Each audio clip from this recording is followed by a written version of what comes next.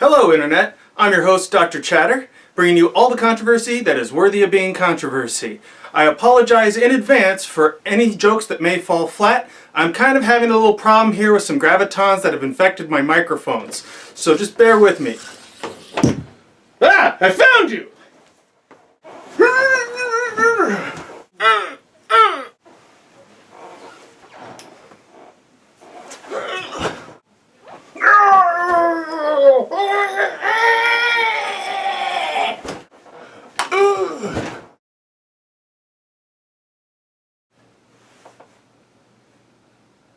Today's episode is going to deal with the term that is thrown around a lot in religious discussions, and I think people have a somewhat faulty view of what this term really actually is.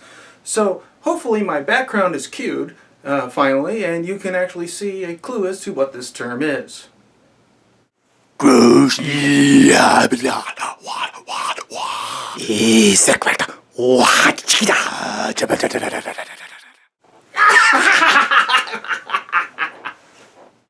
Look at everybody! It's Disembodied Voice! Hey Disembodied Voice, why don't you tell us about today's subject, cherry picking? Thanks for having me, Dr. Chatter, and hello to all of you in cyberspace. I'm the friendly Disembodied Voice. I help to find things that people should have already looked up but decided to do something fun instead. I'm not judging, it's your life. I'm just a disembodied voice trying to make my ends meet on a voice acting job with a wife, 2 kids, and a mortgage. I'm not paid enough to have my own opinion, but enough about me. Let's define cherry picking. Cherry picking is a verb. It means selectively choosing the most beneficial items from what is available. Well, that doesn't really help. Which one of my clones hired you, Disembodied Voice? Look, audience out there in YouTube land, I'm sorry, but he's new here. He hasn't seen the punishment chamber yet. Please bear with him. He's kind of right in his own little misspoken way, but it didn't quite sound right. So let me help clarify this a little bit. Now, the origin of cherry picking actually comes from the harvesting of fruit. In it, cherry pickers are said to take only the best looking fruit or only the fruit that's low enough to pick, which gives people an incomplete picture of what that fruit is like. They either think that it's all ripe and perfect, or they think it looks like whatever was picked off the bottom branches. It disregards all the bad-looking fruit in the one case and all the fruit higher up in the other. This is a way that people will mislead their audiences with faulty and incomplete information in order to bring about a false conclusion, which they then think is actually proof. It is not science, it's a hallmark of pseudoscience. It's also a hallmark of apologeticism and theism, as we will see later on in this multi-part series. Now, there are basically 4 types of things to look out for when trying to figure out if someone's cherry picking, by looking at the logical fallacies that are inherent in their arguments. Things such as the fallacy of anecdotal evidence, the selective use of evidence, confirmation bias, and the creation of what is known as false dichotomies. Wikipedia has further things to say about cherry picking, and this quote comes from them.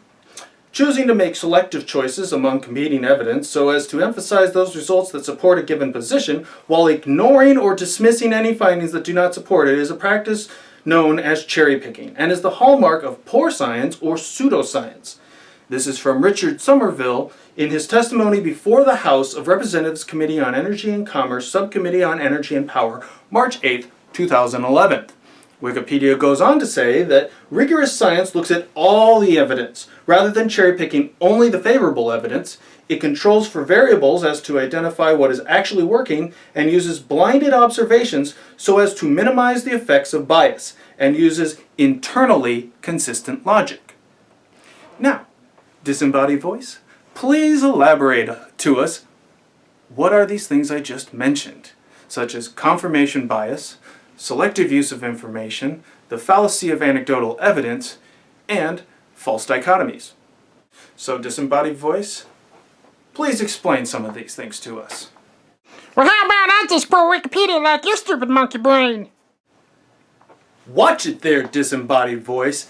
I still have disembodied bullets, okay?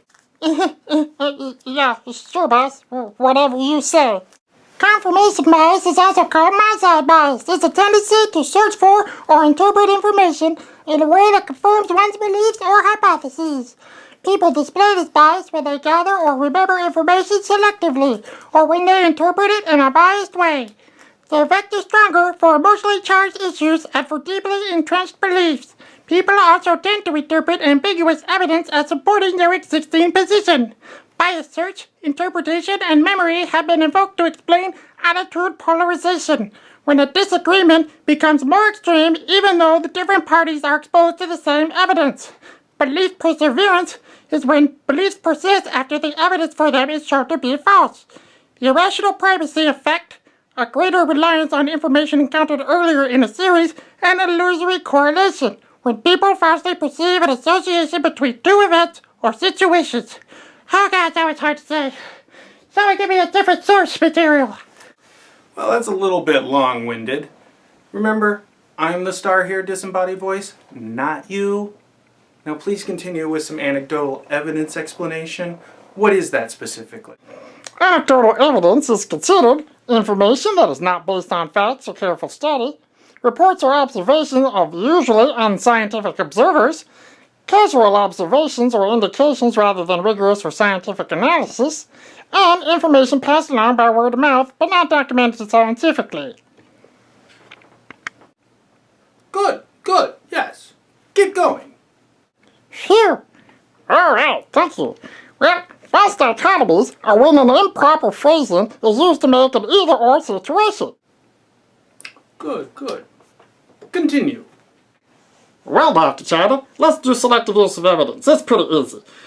It completely rejects evidence contrary to the argument being made without addressing it and without evidence to say why it's wrong.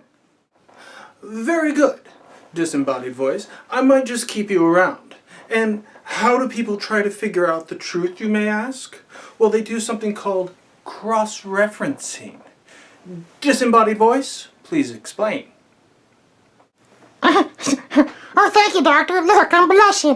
Oh, man, where was I? Oh, yeah.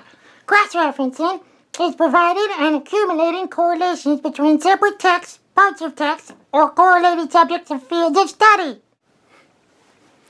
That's so true. Why, just the other day I was telling a friend... As I was saying, this means that one has to use more than just one source. This is done not only to double-check facts about the subjects being studied, such as the literal text and the translation, but also done for finding dissenting views on the proposed hypothesis. This is to get a better idea of the subject matter from many different viewpoints. Then, with the accumulated data, they are able to propose a better and simpler explanation, which, according to Occam's razor, states the simplest answer is usually the best answer.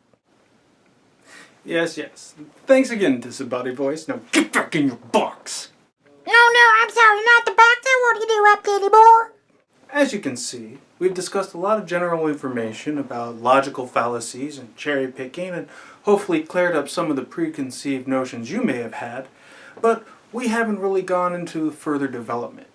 On the next part of this episode series, we will discuss actual history and how to tell certain things are cherry picking or not cherry picking.